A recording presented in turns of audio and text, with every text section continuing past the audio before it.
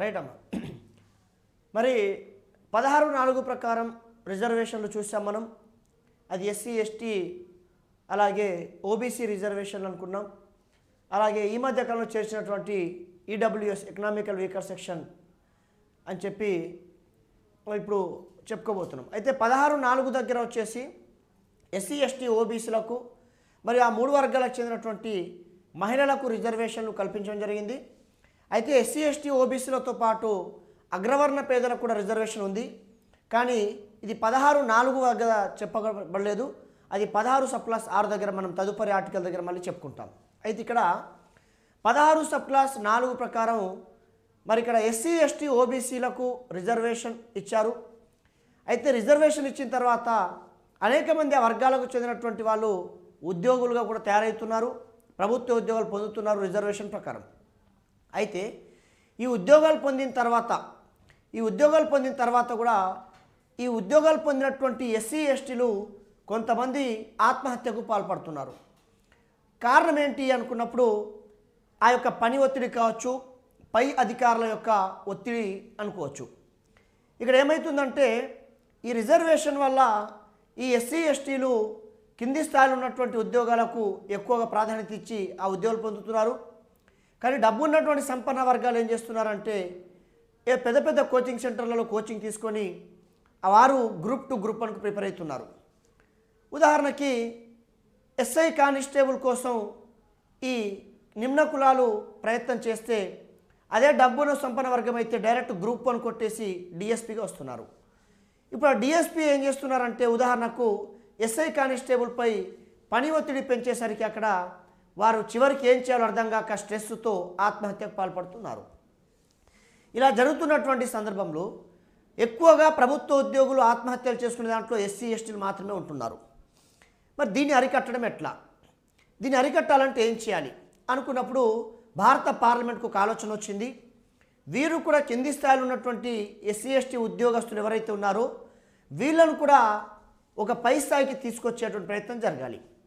అలా జరగాలనుకున్నప్పుడు మరి ముందు నుంచే వీళ్ళు గ్రూప్ 2 గ్రూప్ 1 కానీ సివిల్స్ కానీ ఇట్లా ప్రిపేర్ అవుతారంటే సాధ్యపడలేదు. అంటే అక్కడున్న భౌతిక పరిస్థితుల రీత్యా వాళ్ళకి సాధ్యపడలేదు. అందుకే ఈ కింది ఉద్యోగస్తులు అంటే కింది స్థాయిలో ఉద్యోగాలు ఉన్నటువంటి ఎస్సీ ఎస్టీలను కొద్దిగా తక్కువ కాలంలో సుపీరియర్గా ప్రమోషన్ ద్వారా అంటే పై ఉద్యోగాలకు తీసుకురావాలంటే ఏం చేయాలనుకున్నప్పుడు అప్పుడు భారత పార్లమెంట్ ఆలోచన చేసింది ఏంటంటే ఇవాళ ఎస్సీ ఎస్టీలకు ఉద్యోగాలలో మాత్రమే రిజర్వేషన్లు కాదు, ప్రమోషన్లలో కూడా రిజర్వేషన్లు ఇచ్చినట్లయితే కనుక వారు తక్కువ సమయంలో సుపీరియర్ స్థాయికి ఎదిగే అవకాశం ఉంటుందనేటువంటి ఆలోచన భారత పార్లమెంట్కు వచ్చింది. అందులో భాగంగానే 16 sub class 4A 16 sub class 4Aలో ఏం చేర్చారమ్మా అంటే ప్రభుత్వ ఉద్యోగులైన ఎస్సీ ఎస్టీలకు ప్రమోషన్లలో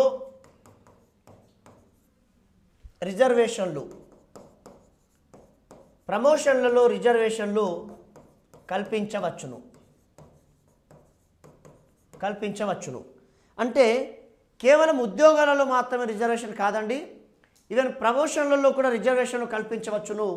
ఇవాళ 16 సబ్ క్లాస్ 4A ప్రకారం ఎవరికంటే అమ్మ ప్రభుత్వ ఉద్యోగులైనటువంటి ఎస్సీ ఎస్టీలకు ప్రమోషన్లలో రిజర్వేషన్లు కల్పించడం రాజ్యాంగ విరుద్ధమేమి కాదు, కల్పించవచ్చునటువంటి అంశాన్ని 16 సబ్ క్లాస్ 4A ద్వారా చెప్తున్నారు. దీనివల్ల ఏమవుతుందమ్మా అంటే అన్ని వర్గాల వారికి ఉద్యోగాలు వస్తున్నాయి. కానీ అన్ని వర్గాల వారికంటే ఎస్సీ ఎస్టీలు ఎవరైతే ఉంటారో వీళ్ళు చాలా తక్కువ సమయంలోనే ప్రమోషన్లు పొందొచ్చును. కారణం ఏంటంటే వీళ్ళకి ప్రమోషన్లలో కూడా రిజర్వేషన్ అనేటువంటిది ఉంది. అది 16 సబ్ క్లాస్ 4A ప్రకారం. బహుశా ఇది కేవలం ఎస్సీ ఎస్టీలను దృష్టిలో పెట్టుకొని పార్లమెంట్ చేసినటువంటి రాజ్యాంగ సవరణ చట్టంగా మనం భావించాలి. సో అక్కడ ప్రధాన ఉద్దేశం మీకు చెప్పాను నేను, అది ప్రభుత్వ ఉద్యోగులైన ఎస్సీ ఎస్టీలు కొంతమంది ఆత్మహత్యలు పాల్పడుతున్నారు. కారణం పై అధికారులతో ఒత్తిడి వల్ల, స్ట్రెస్ వల్ల అని చెప్పి.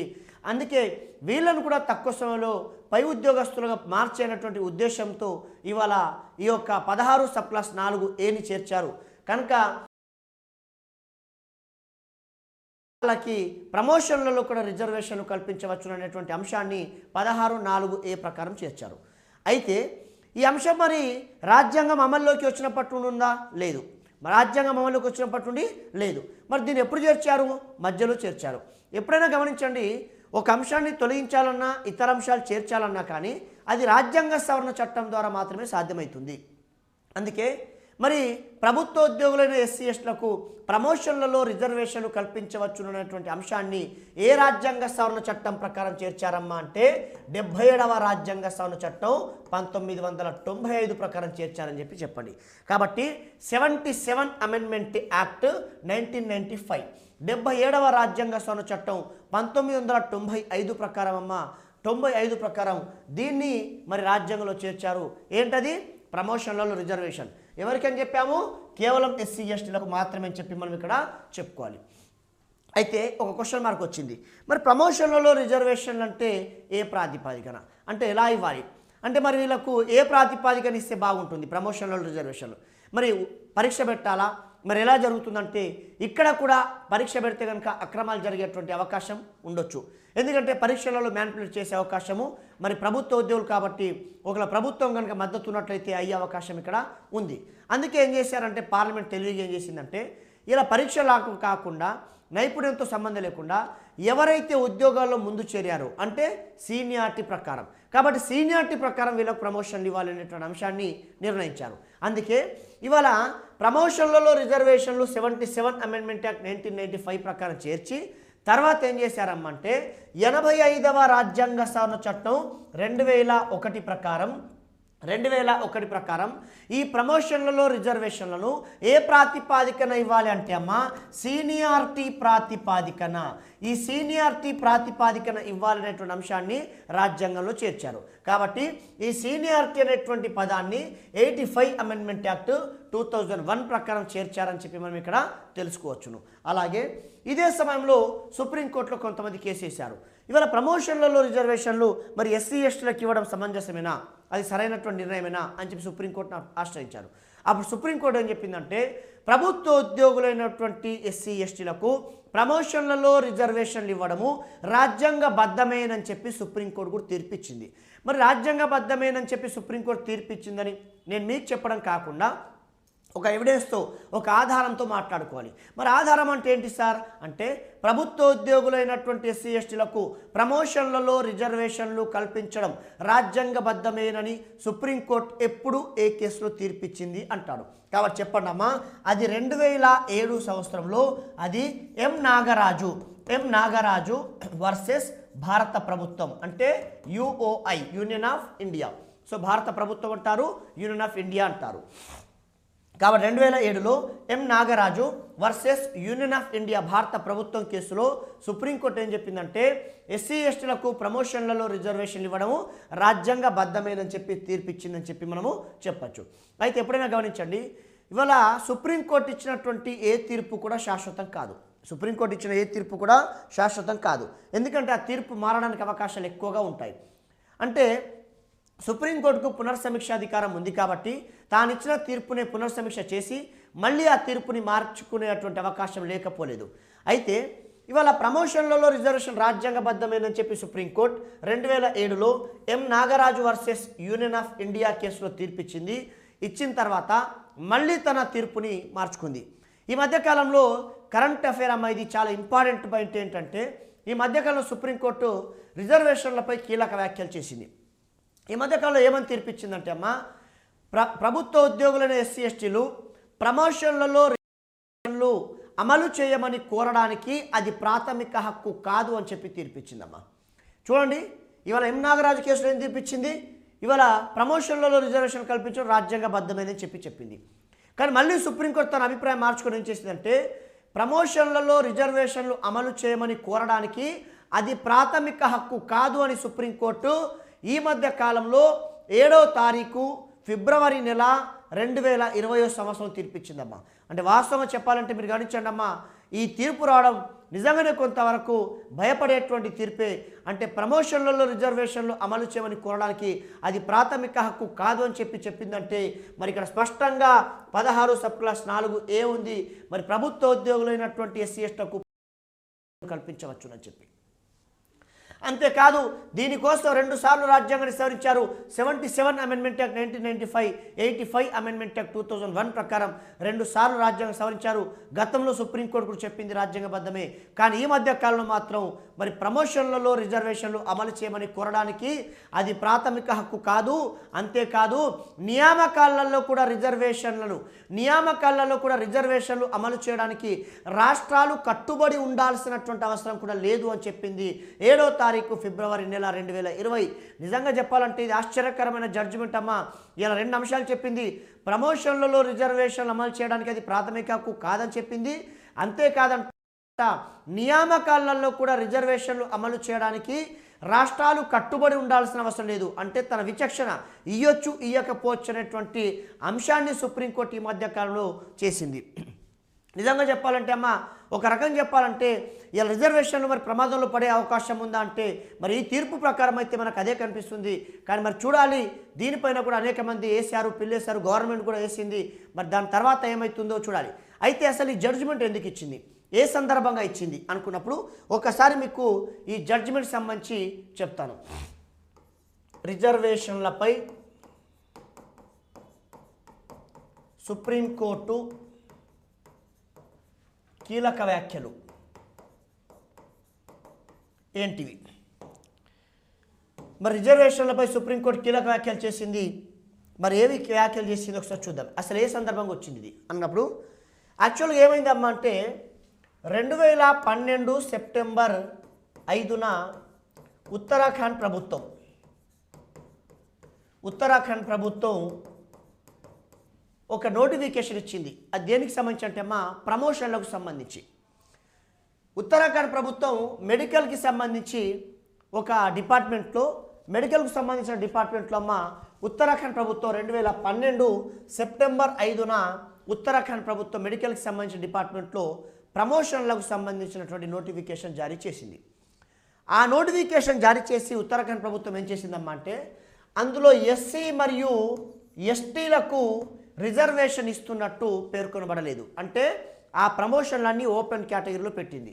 ఎస్సీ ఎస్టీ రిజర్వేషన్ల గురించి పొందుపరచకుండా ఆ ప్రమోషన్లకు సంబంధించినటువంటి నోటిఫికేషన్ ఉత్తరాఖండ్ ప్రభుత్వం 2012 సెప్టెంబర్ 5వ తారీఖున రిలీజ్ చేసింది. అయితే ఆ క్రమంలో మరి ఆ ఉత్తరాఖండ్లో చెందినటువంటి కొంతమంది ఉద్యోగస్తులు ఏం చేశారంటే ఉత్తరాఖండ్ హైకోర్టులో కేసు వేశారు. మరి వాళ్ళ ప్రమోషన్లలో రిజర్వేషన్లు ఇవ్వాలని చెప్పి స్పష్టంగా రాజ్యాంగంలోని 16 సబ్ క్లాస్ 4A ఉంది. రాజ్యాంగాన్ని సవరించి చేర్చారు. కానీ ప్రభుత్వం మాత్రం దాంట్లో ఎస్సీ ఎస్టీ రిజర్వేషన్ల గురించి ప్రస్తావించకుండా పూర్తిగా ఓపెన్ కేటగిరీ కింద వేసింది. మరి ఎంతవరకు సమంజసం అని చెప్పి కొంతమంది ఉత్తరాఖండ్కు చెందినటువంటి ఎంప్లాయీస్ ఉత్తరాఖండ్ హైకోర్టులో కేసు వేశారు. అప్పుడు ఉత్తరాఖండ్ హైకోర్టు ఏం చేసిందంటే ఎస్సీ ఎస్టీలకు రిజర్వేషన్ లేకుండా జారీ చేసినటువంటి నోటిఫికేషన్ను కొట్టివేసింది. ఎవరు sir? Uttarakhand high court. So Uttarakhand high court అమ్మ దీన్ని ఏం చేసిందంటే కొట్టివేసింది ఈ యొక్క నోటిఫికేషన్. కారణం ఏంటి? ఇవాళ ఎస్సీ ఎస్టీలకు రిజర్వేషన్ లేకుండా ఆ యొక్క నోటిఫికేషన్ ఇచ్చినందుకు ఉత్తరాఖండ్ హైకోర్టు కొట్టివేసింది. ఈ కొట్టివేయడానికి వ్యతిరేకంగా కొంతమంది ఏం చేశారంటే ఇంకా వేరే వాళ్ళు ఉంటారు కదా, ఇంకో కేటగిరీ వాళ్ళు ఏం చేశారు? సుప్రీంకోర్టులో కేసు వేశారు. ఇవాళ వాళ్ళు ఏమన్నారంటే ఇలా ప్రభుత్వం ఇవాళ ఎస్సీ ఎస్టీలకు రిజర్వేషన్ లేకుండా నోటిఫికేషన్ ఇచ్చింది, దాన్ని హైకోర్టు కొట్టివేసింది. మరి దీని విషయంలో మీరేమంటారని చెప్పి ఇంకొక వర్గానికి చెందినటువంటి ఆ యొక్క ఉద్యోగులు సుప్రీంకోర్టు వెళ్ళారు. అప్పుడు సుప్రీంకోర్టు దీన్ని స్వీకరించి విచారణ చేపట్టి అప్పుడు ఏమని తీర్పిచ్చిందంటే ప్రమోషన్లలో రిజర్వేషన్లు అమలు చేయమని చెప్పి కోరడానికి అది ప్రాథమిక హక్కు కాదు. అంతేకాదు నియామకాల్లో కూడా రిజర్వేషన్లు అమలు చేయడానికి రాష్ట్రాలు కట్టుబడి ఉండాల్సినటువంటి అవసరం లేదు అని చెప్పి 7వ తారీఖు ఫిబ్రవరి నెల 2020న తీర్పిచ్చింది. 7వ తారీఖు ఫిబ్రవరి నెల 2020న. అది ఖచ్చితంగా చాలా ఇంపార్టెంట్ అమ్మా, ఎందుకంటే ఇది కరెంట్ ఏరియాలో ఉంది. It happen 2020. అంటే రిజర్వేషన్లపై ఈ రకమైనటువంటి జడ్జిమెంట్ రావడం ఫస్ట్ టైం అమ్మ, మొట్టమొదటి జడ్జిమెంట్. ఎందుకంటే రిజర్వేషన్ల విషయంలో ఎంత అంటే ఒక రకంగా చెప్పాలంటే రిజర్వేషన్ల మనుగడకు ప్రమాదం ఉందా అనేటువంటి ఆలోచన కూడా రావచ్చు, తప్పులేదమ్మా. ఎందుకంటే స్పష్టంగా చెప్పింది సుప్రీంకోర్టు ఏంటంటే ప్రమోషన్లలో రిజర్వేషన్లు అమలు చేయమని కోరడానికి అది ప్రాథమిక హక్కు కాదు. ఈవెన్ నియామకాల్లో కూడా రిజర్వేషన్లు అమలు చేయడానికి రాష్ట్రాలు కట్టుబడి ఉండాల్సిన అవసరం లేదు అంటుందంటే మీరు అమలు చేస్తారా చేయరా మీ విచక్షణ వదిలేస్తున్నాం అనేటువంటి సంకేతాలు సుప్రీంకోర్టు ఇక్కడ 7 ఫిబ్రవరి 2020 తీర్పిచ్చింది. మరి ఇలాంటి తీర్పిచ్చినటువంటి సందర్భంలో ఖచ్చితంగా ఇది కరెంట్ అఫైర్ కాబట్టి ఆ యొక్క తీర్పిచ్చినటువంటి న్యాయమూర్తులు ఎవరో కూడా తెలుసుకునేటువంటి అవకాశం లేకపోతే అంటే ఖచ్చితంగా తెలుసుకోవాలి. మరి ఎవరిచ్చారు అనుకున్నప్పుడు ఈ యొక్క తీర్పునమ్మ హేమంత్ గుప్తా అమ్మ లావు నాగేశ్వరరావు హేమంత్ గుప్తా అమ్మ ఎల్ నాగేశ్వరరావు అంటారు, లావు నాగేశ్వరరావు అమ్మ. ఈ ఇద్దరితో కూడినటువంటి ధర్మాసనం ఇచ్చిందమ్మా. కాబట్టి ప్రమోషన్లలో రిజర్వేషన్లు అమలు చేయమని కోరడానికి అది ప్రాథమిక హక్కు కాదు. ఈవెన్ నియామకాల్లో కూడా రిజర్వేషన్లు అమలు చేయడానికి రాష్ట్రాలు కట్టుబడి ఉండాల్సిన అవసరం లేదని చెప్పి సుప్రీంకోర్టు 7 ఫిబ్రవరి 2020 హేమంత్ గుప్తా మరి లావు నాగేశ్వరరావులో ధర్మాసనం ఇచ్చిందని చెప్పండి. అయితే ఇక్కడ కొద్దిగా మనం భయపడకుండా ఉండాల్సిన అవసరం ఏంటి అంటే ఇక్కడ ఈ ధర్మాసనం ఎంతమందితో ఇచ్చిందంటే అమ్మ ఇద్దరితో కూడిన ధర్మాసనం ఇచ్చింది. జనరల్గా అయితే రాజ్యాంగపరమైనటువంటి అంశాలు ఉన్నప్పుడు 5గురితో కూడినటువంటి ధర్మాసనం ఇవ్వాలమ్మా. ఆ జడ్జిమెంట్ పరిపాలన పరమైంది అయితే కనుక 3గురితో కూడినటువంటిది ఉంటుందమ్మా. కాబట్టి ఇక్కడ ఇద్దరే ఉన్నారు కాబట్టి బహుశా ఈ ధర్మాసనం చెప్పినటువంటి అంశము ఇదే అంతిమం కాకపోయి ఉండొచ్చు. ఇప్పటికే ప్రభుత్వం కూడా ఇతరులు కూడా కేసు ఫైల్ చేశారు కాబట్టి అప్పీల్ చేశారు కాబట్టి మళ్ళీ దీనిపైన తీర్పు వస్తుంది.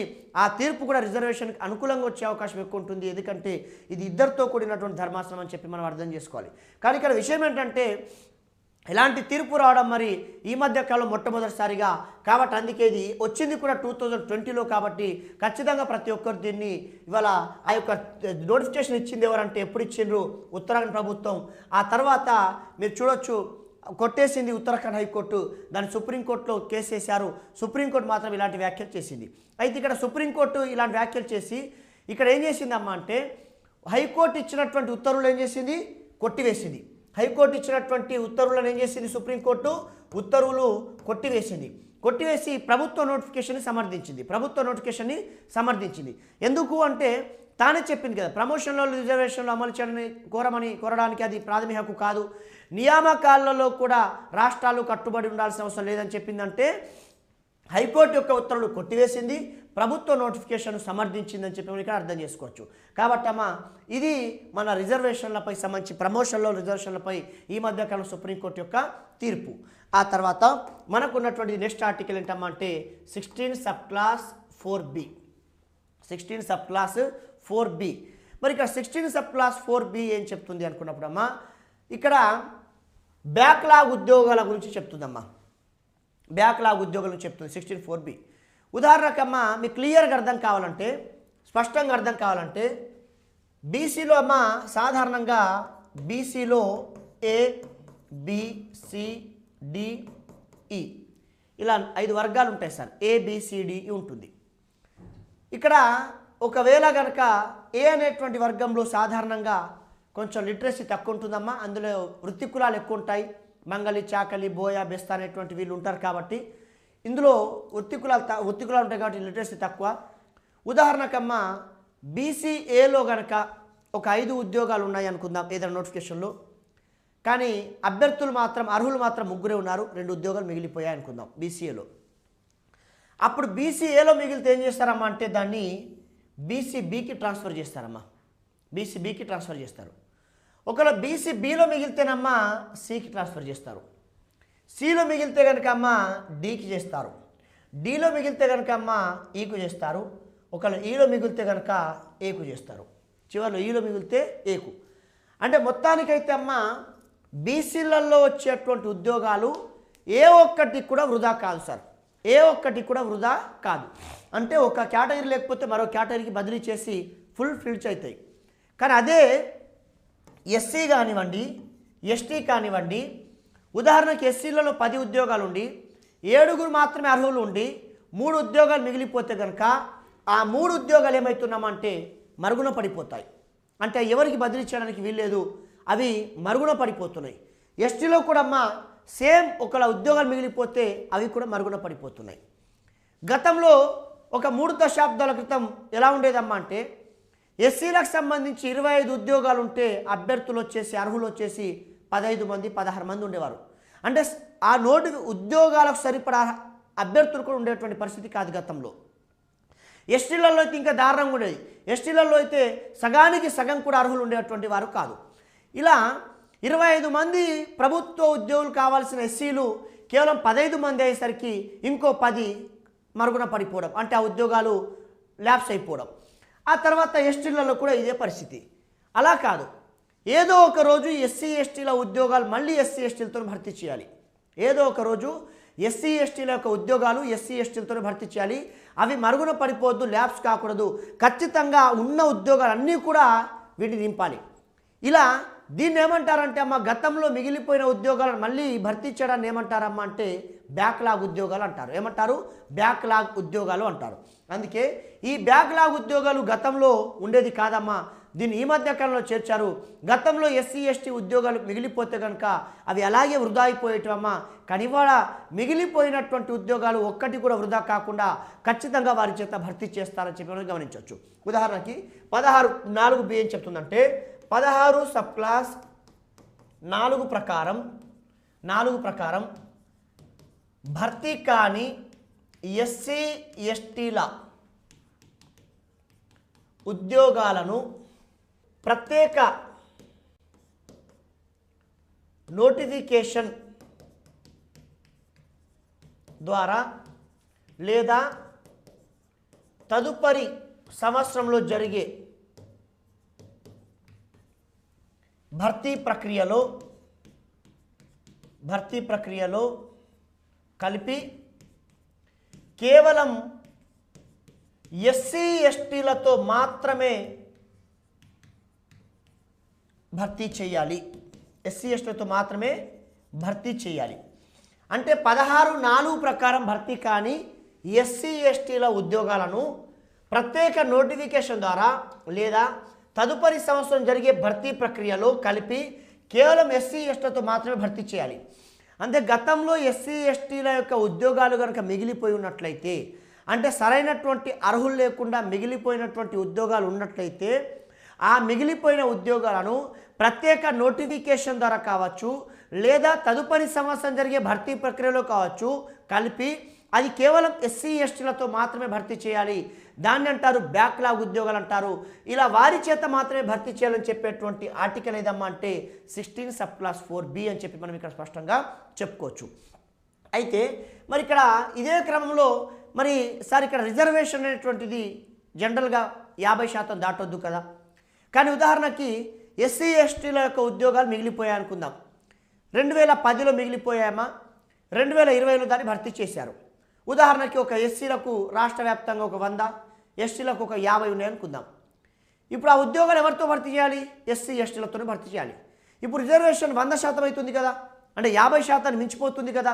మరి ఈ క్రమంలో ఏంటి సార్ అంటే ఇలా 16 సబ్ క్లాస్ 4(b) అని చెప్పిందంటే ఈ బ్యాక్లాగ్ ఉద్యోగాలు భర్తీ చేసే క్రమంలో 50% కనుక రిజర్వేషన్ దాటినా కానీ అది రాజ్యాంగ విరుద్ధమేమీ కాదు. అంటే 50% మించి కూడా పోతుంది. ఎందుకంటే అది బ్యాక్లాగ్ ఉద్యోగాలు గతంలో మిగిలిపోయినాయి కాబట్టి ఈ క్రమంలో 50% మించినా కానీ అది రాజ్యాంగ విరుద్ధమేమీ కాదనేటువంటి అంశాన్ని 16 సబ్ క్లాస్ 4(b) చెప్పిందమ్మా. మరి ఈ అంశాన్ని ఏ రాజ్యాంగ సవరణ చట్టం ప్రకారం చేర్చారంటే 81వ రాజ్యాంగ సవరణ చట్టం 2000 ప్రకారం, 81 అమెండ్మెంట్ యాక్ట్ 2000. కాబట్టి 81వ రాజ్యాంగ సవరణ చట్టం 2000 ప్రకారం చేర్చాలని చెప్పి మనం ఇక్కడ చెప్పచ్చు. అలాగే అభ్యర్థులు గమనించాలి, ఎప్పుడైతే బ్యాక్లాగ్ ఉద్యోగాలు వస్తాయో ఈ బ్యాక్లాగ్ ఉద్యోగాలు ఇప్పుడు చర్చ జరుగుతుంది. మీరు గమనించారా? ఈ మధ్యకాలంలో ఏపీలో డిఎస్సి పోస్టుల పైన చర్చ జరుగుతుంది. 400 పైచిలుకు ఉద్యోగాలు ఏవైతే బ్యాక్లాగ్ ఉన్నాయో గతంలోవి ఫస్ట్ ఆ భర్తీ ప్రక్రియ చేసిన తర్వాత రెగ్యులర్ పోస్టులు వేస్తామనేటువంటి ఆలోచనలు ప్రభుత్వం ఉంది అన్నట్టు మనం కొంతకాలంగా వార్తలు వీటిని వింటున్నాం. ఈ బ్యాక్లాగ్ ఉద్యోగాలు అంటే ఏంటివి సార్ అంటే గతంలో భర్తీ కానటువంటి మిగిలిపోయినటువంటి ఉద్యోగాలని చెప్పి మనం ఇక్కడ చెప్పుకోవచ్చును.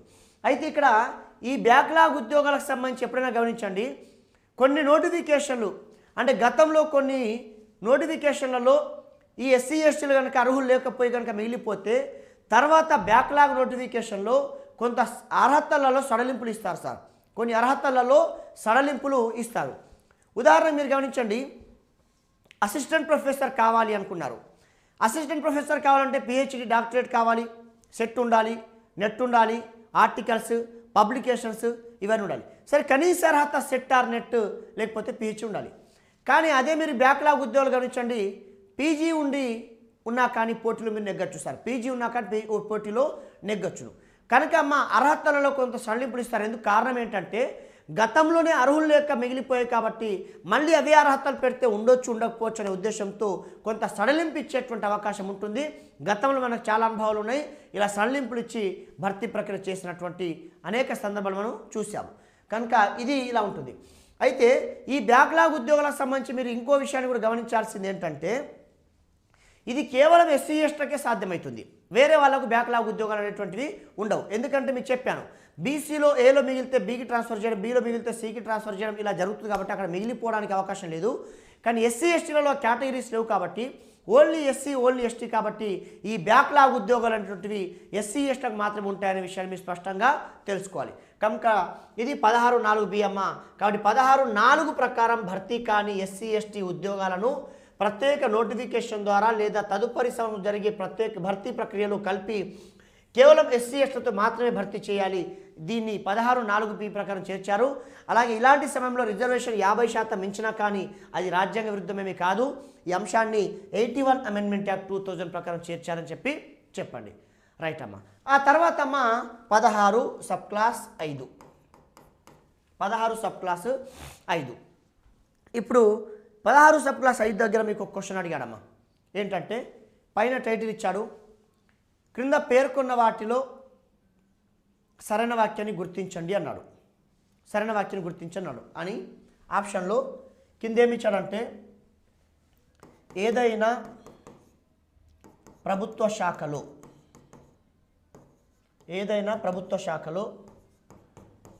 ఒక మతానికి చెందిన అంశం ఉన్నప్పుడు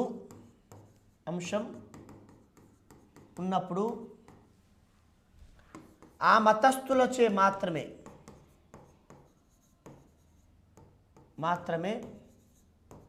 భర్తీ చేయాలి. రైట్. నెంబర్ టూ ఏ మతస్థులచే అయినా భర్తీ చేయవచ్చును. ఏ మతస్థులచే అయినా భర్తీ చేయవచ్చు. ఇప్పుడు చెప్పండి సార్, నేనేమన్నాను?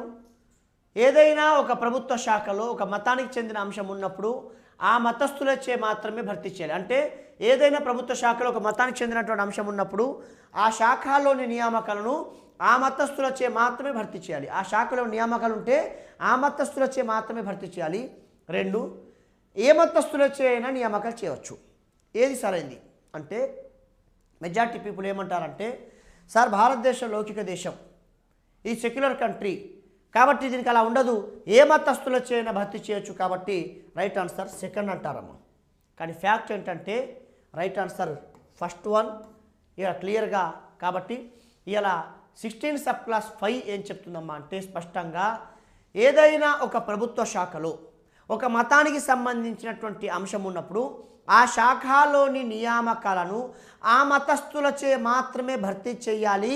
16 సబ్ క్లాస్ 5. 16 sub class 5. ఇక్కడ చూడమ్మా, ఏదైనా ఒక ప్రభుత్వ శాఖలో ఒక మతానికి చెందిన అంశం ఉన్నప్పుడు ఆ శాఖలోని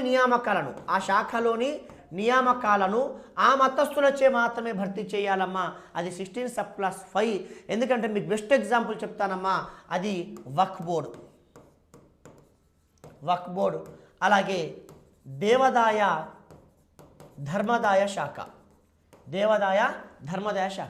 మీరు గమనించండమ్మా, తిరుమల దేవస్థానం ఉంది తిరుపతిలో. ఈ తిరుమల దేవస్థానంలో ఒకవేళ హిందువులు కాకుండా వేరే మతానికి చెందినటువంటి వాళ్ళు చాలా గొప్ప అర్హతలతో, చాలా ఎక్కువ అర్హతలతో వెళ్ళమని చెప్పండి, వెళ్ళి మాకు ఉద్యోగం ఉపాధి ఇవ్వమని చెప్పండి సార్, వాళ్ళు ఇవ్వరు సార్. ఉద్యోగం ఉపాధి ఇవ్వమంటే వాళ్ళు ఇవ్వరు సార్. కానీ అదే వక్ఫ్ బోర్డుకు రండి, వక్ఫ్ బోర్డులో వచ్చేసి ముస్లింలకు సంబంధించింది కాబట్టి ఇక్కడ వేరే మతస్థులకు చెందినటువంటి వాళ్ళు వచ్చి మాకు వక్ఫ్ బోర్డులో ఉపాధి ఇవ్వండి, ఉద్యోగం ఇవ్వండి అంటే అక్కడ ఇవ్వరు సార్. ఎందుకంటే ఈ రెండు కూడా ఒక మతానికి సంబంధించిన అంశాలున్నాయి కాబట్టి. అందుకే 16 సబ్ క్లాస్ 5 ఏం చెప్తుందమ్మా అంటే ఏదైనా ఒక ప్రభుత్వ శాఖలో ఒక మతానికి సంబంధించినటువంటి అంశం ఉన్నప్పుడు ఆ శాఖలోని నియామకాలను ఆ మతస్థులచే మాత్రమే భర్తీ చేయాలనేటువంటిది 16 సబ్ క్లాస్ 5 ప్రకారం అది రాజ్యాంగ విరుద్ధమేమీ కాదు అనేటువంటి అంశాన్ని మీరు గమనించాలి. ఉదాహరణకి దేవాదాయ ధర్మదాయ శాఖ లేక వక్ఫ్ బోర్డ్ అని చెప్పండి. ఇది 16 సబ్ క్లాస్ 5కి సంబంధించినటువంటి సమాచారం. ఆ తర్వాత అమ్మ 16 సబ్ క్లాస్ 6. 16 sub class 6. కాబట్టి ఇక్కడ ఆర్థికంగా వెనుకబాటుకు గురి అయిన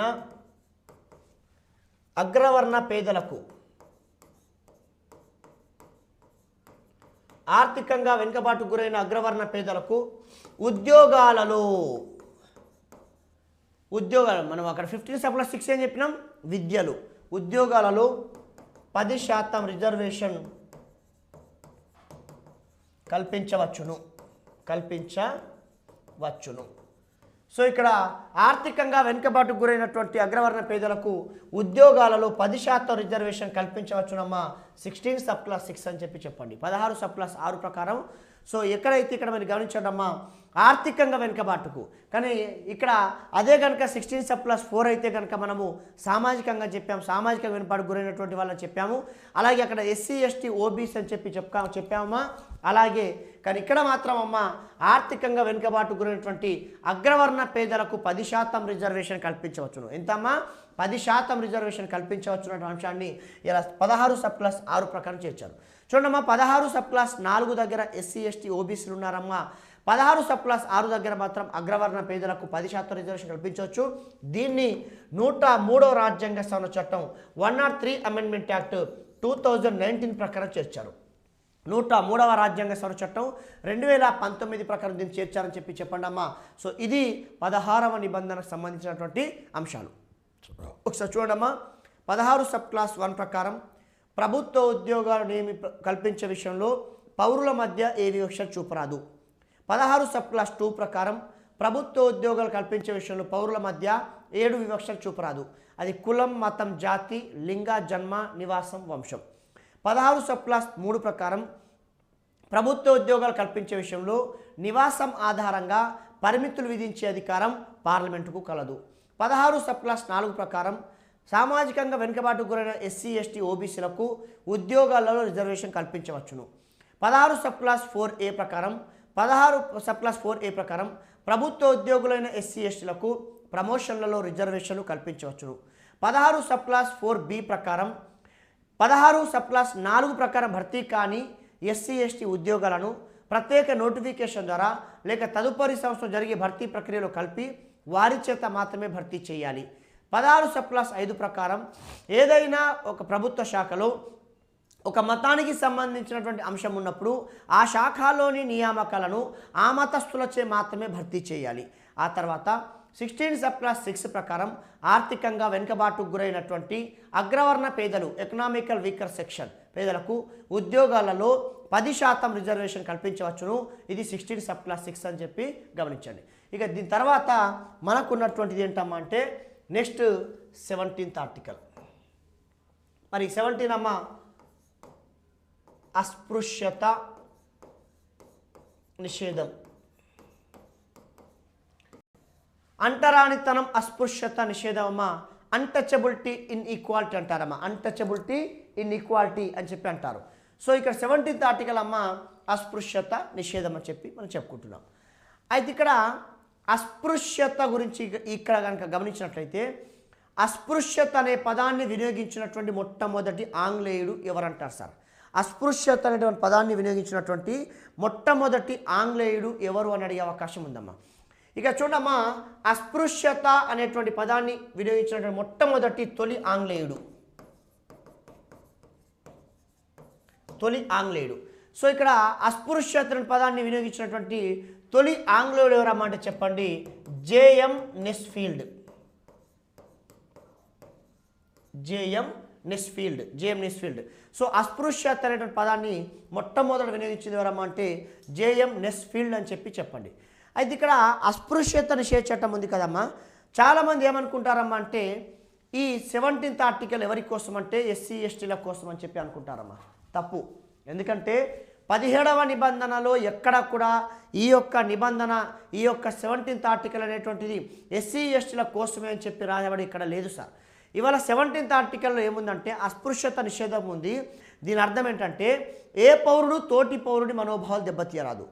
ఏ పౌరుడే కాదు ప్రభుత్వం కూడా పౌరుని యొక్క మనోభావాలు దెబ్బతీయరాదని ఉంది. కానీ ఎస్సీ ఎస్టీల యొక్క మనోభావాలు దెబ్బతీయరాదు అనేటువంటి అంశాన్ని 17వ నిబంధనలో ఎక్కడ కూడా పొందుపరచబడి లేదు.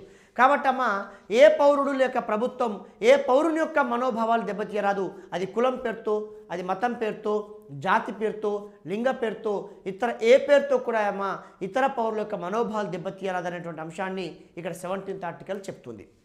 ఇవాళ వాస్తవంగా చెప్పాలంటే అమ్మ భారతదేశ వ్యాప్తంగా రాజ్యాంగం అమల్లోకి వచ్చిన తర్వాత కూడా అమ్మ 17th ఆర్టికల్ అనేటువంటిది పూర్తి స్థాయిలో అమలు కావట్లేదు. ఎందుకంటే మనం పేపర్లలో సోషల్ మీడియాలో చూస్తుంటాం, నేటికి కూడా దాడులు జరుగుతూనే ఉంటాయి ఈ యొక్క వివక్ష పేరున, వర్ణ వివక్ష పేరుతో. కాబట్టి ఒక రకంగా చెప్పాలంటే అమ్మ పూర్తి స్థాయిలో ఈ యొక్క అధికరణం అమలు కావట్లేదమ్మా. నేటికి కూడా బహుశా అది ప్రజల యొక్క అవగాహన లేమి కావచ్చు, చైతన్యం లేమి కావచ్చు అని చెప్పి మనం ఇక్కడ చెప్పుకోవచ్చు. అయితే ఇక్కడ 17వ నిబంధన మీకు చెప్పాను సార్. ప్రాథమిక హక్కులు ప్రారంభంలో ముఖ్యాంశాలు చెప్తున్నప్పుడు అన్ని హక్కులు తనకు తానే అమల్లోకి వస్తాయి, కానీ కొన్ని హక్కులు పార్లమెంట్ చట్టాలు చేస్తేనే, ప్రభుత్వాలు చట్టాలు చేస్తేనే అమల్లోకి వస్తాయని చెప్పి మనం ఇక్కడ చెప్పుకున్నాం. అందులో 17, 23, 24 అని చెప్పి మీకు చెప్పారు. 17th అనేటువంటిది అమ్మ తనకు తానే అమల్లోకి రాదు, ఖచ్చితంగా చట్టాలు చేయాల్సినటువంటి అవసరం ఉంటుంది. కారణం ఏంటి అనుకున్నప్పుడు అమ్మ 17వ నిబంధన మీద గౌరవంతో గౌరవించే వాళ్ళు చాలా తక్కువ మంది ఉంటారు. కాబట్టి అదే చట్టం చేసి ఇలాంటి శిక్ష ఉంటుందంటే అనివార్యంగా దాన్ని గౌరవిస్తారు. కాబట్టి అమ్మ అందుకే ఇవాళ 17th ఆర్టికల్ ప్రకారం 17th ఆర్టికల్ అమలు కోసం ఇవాళ ప్రభుత్వం రూపొందించినటువంటి లేక పార్లమెంట్ రూపొందించినటువంటి చట్టం ఏది అనుకున్నప్పుడు అస్పృశ్యత నిషేధ చట్టం. అస్పృశ్యత నిషేధ చట్టం అది 1955. అస్పృశ్యత నిషేధ చట్టం అమ్మ అది 1955 అని చెప్పి మనం ఇక్కడ చెప్పుకోవచ్చు. కాబట్టి ఇక్కడ ఏంటమ్మా అంటే వాస్తవంగా కూడా ఏంటమ్మా అంటే చాలామందికి తెలియదమ్మా 17వ నిబంధన అంటే ఎస్సీ ఎస్టీల కోసం అనుకుంటారు. కాదు సార్, ఏ పౌరుడు తోటి పౌరుడు మనోభావాలు దెబ్బతీయరాదు, ప్రభుత్వం సైతం కూడా పౌరుల యొక్క మనోభావాలు దెబ్బతీయరాదని చెప్పి మనం తెలియక కొన్నిసార్లు డొమ్మరి డెక్కరి అని ఇట్లా తిడుతుంటాం సార్. ఈ తిడుతున్న క్రమంలో ఈ డొమ్మరి డెక్కలి అనేటువంటి ఏదైతే ఉంది కదా, మీరు అనుకుంటున్నారు అవి తిట్లు బూతులని, కానీ అవి కులాల పేర్లు సార్. ఒకవేళ వాళ్ళు కేసు వేయాలనుకుంటే కనుక మీ మీద వేసే అవకాశం ఉంది. ఎందుకంటే ఒకరి కులం పేరుతో మీరు దూషించినట్టు మనం చూడాలి. గతంలో కూడా రాజకీయ నాయకులు ఆవేశంలో కొంతమంది ఇలా మాట్లాడి క్షమాపణ అపాలజీ కోరినటువంటి వ్యక్తులు కూడా చాలామంది ఉన్నారు. కాబట్టి అమ్మ ఏ పౌరుడు తోటి పౌరుని యొక్క మనోభావాలు దెబ్బతీయరాదు, అది కులం పేరుతో, మతం పేరుతో, జాతి పేరుతో.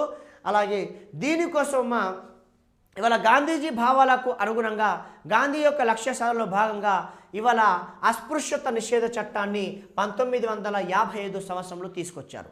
మరి ఈ చట్టం ఏం చెప్తుందంటే అమ్మ ఏ పౌరుడు తోటి పౌరుడు మనోభావాలు దెబ్బతీయాలని చెప్తుంది.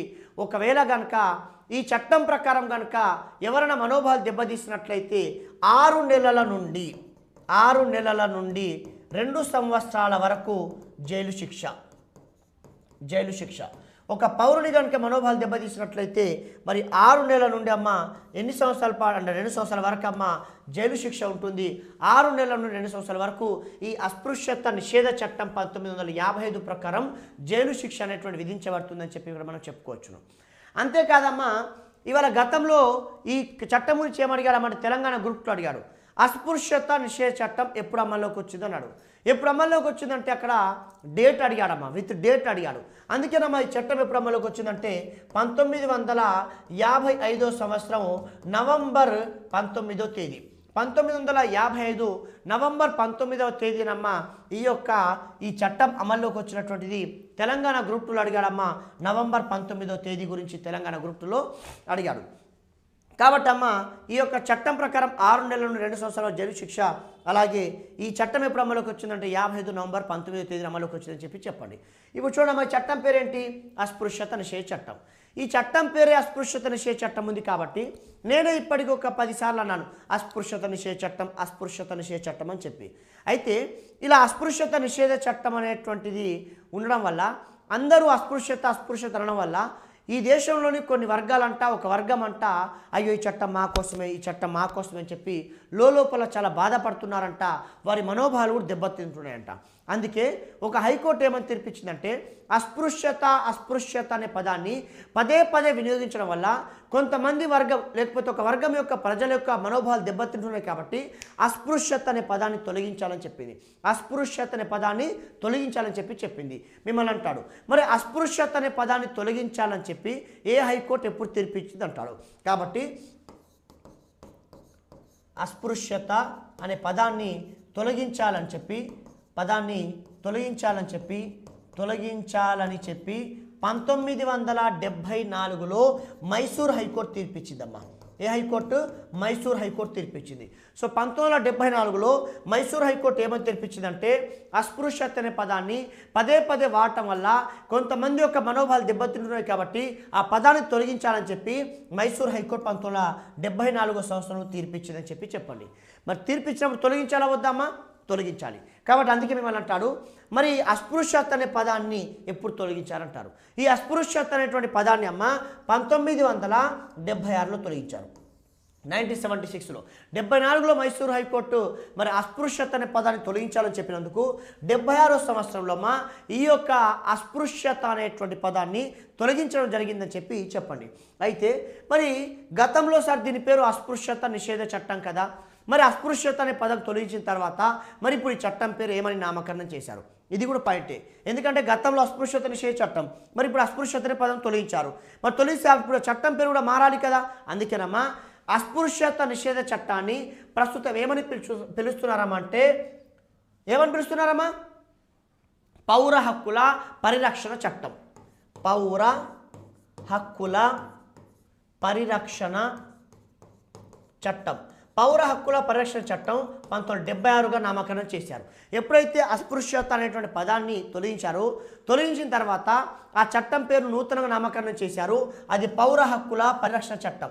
పౌర హక్కుల పరిరక్షణ చట్టంగా నామకరణం చేశారని చెప్పండి అమ్మ. సో కనుక దీనికి సంబంధించి అలాగే ఈ చట్టం ఉన్నప్పటికమ్మా ప్రధానంగా ఎస్సీ ఎస్టీలపై అనేక దాడులు జరుగుతున్నాయమ్మా. ఈ చట్టం ఉన్నప్పటికీ ఎస్సీ ఎస్టీలపై అనేక దాడులు ఇంకా జరుగుతూనే ఉన్నాయి. మరి ఈ చట్టం ఉన్నప్పటికీ ఎస్సీ ఎస్టీలపై దాడులు జరుగుతున్నాయి కాబట్టి కారణం ఏంటి అంటే ఏముంది 6 నెలల నుంచి 2 సంవత్సరాల జైలు శిక్ష కావచ్చు అనేటువంటి ఆలోచన కూడా ప్రజల్లో. అందుకే ఈ చట్టం ఉన్నప్పటికీ ఎస్సీ ఎస్టీలపై దాడులు జరుగుతున్నందుకు భారత పార్లమెంట్ ఏం చేసిందంటే ఒక కఠినమైనటువంటి చట్టాన్ని తీసుకొచ్చింది. దాన్ని అంటారమ్మా నాన్ బెయిలబుల్ చట్టం. అది నాన్ బెయిలబుల్ చట్టం. దాని పేరేంటమ్మా అంటే ఎస్సీ ఎస్టీ ఆకృత్యాల నిరోధక చట్టం. ఎస్సీ ఎస్టీ ఆకృత్యాల నిరోధక చట్టం. ఎస్సీ ఎస్టీ ఆకృత్యాల నిరోధక చట్టం దీన్ని 1989లో తీసుకొచ్చిందమ్మా. దీన్ని ఎస్సీ ఎస్టీ అట్రాసిటీ కేసు అంటారమ్మా, లేక షెడ్యూల్ కులాలు షెడ్యూల్ తెగల యొక్క ఆకృత్యాల నిరోధక చట్టం అంటారమ్మా. కాబట్టి అట్రాసిటీ కేసు అని కూడా అంటారు. సో ఎస్సీ ఎస్టీ ఆకృత్యాల నిరోధక చట్టం తీసుకొచ్చారు 1989. అలాగే ఈ చట్టం వచ్చేసి 1990 జనవరి 30 నుండి దేశవ్యాప్తంగా అమల్లోకి వచ్చింది. సో ఇది ఎస్సీ ఎస్టీ ఆకృత నిరోధక చట్టం 1989లో 1990 జనవరి 30 నుండి అమలుకి వచ్చింది. చట్టం ఎప్పుడు వచ్చిందంటే 89 అని చెప్పండి. అమలు ఎప్పటి నుంచి వచ్చిందంటే 90 జనవరి 30 నుండి అమల్లోకి వచ్చిందని చెప్పండి. వాస్తవంగా చెప్పాలంటే ఈ చట్టం చేసింది ఎవరు సార్? పార్లమెంటే, కేంద్రమే చేసింది. కానీ గమనించండి, ఈ చట్టం కేంద్రమే చేసింది, కానీ ఈ చట్టాన్ని అమలు చేసే బాధ్యత మాత్రం రాష్ట్రాలదే. ఈ చట్టాన్ని అమలు చేసే బాధ్యత మాత్రం రాష్ట్రాలు మాత్రమే. కాబట్టి చేసేది మాత్రం కేంద్రం కానీ అమలు బాధ్యత మాత్రం రాష్ట్రాలు. ఈ చట్టం ఎందుకు వచ్చిందంటే పౌర హక్కుల పరిరక్షణ చట్టం ఉన్నప్పటికీ ఎస్సీ ఎస్టీలపై అనేక దాడులు జరుగుతున్నాయి కాబట్టి వాటిని అరికట్టడం కోసం ఈ యొక్క చట్టం తీసుకొచ్చారు. ఇంకోటి ఎస్సీ ఎస్టీలకు త్వరితగతిన న్యాయం జరగాలనుకున్నప్పుడు ఈ చట్టం కావాలనేటువంటి ఉద్దేశంతో ఇలా ఎస్సీ ఎస్టీ ఆకృత్యాల నిరోధక చట్టాన్ని 1989లో తీసుకొచ్చారు. 90 జనవరి 30 నుండి అమలుకి వచ్చింది. అయితే ఇది గతంలో జమ్మూ కాశ్మీర్కి వర్తించేది కాదమ్మా, కానీ ప్రస్తుతం జమ్మూ కాశ్మీర్ కూడా వర్తిస్తుంది. ఎందుకంటే 370 ఆర్టికల్ రద్దయింది కాబట్టి. కనుక ఈ చట్టం చేసేది కేంద్రమైనప్పటికీ అమలు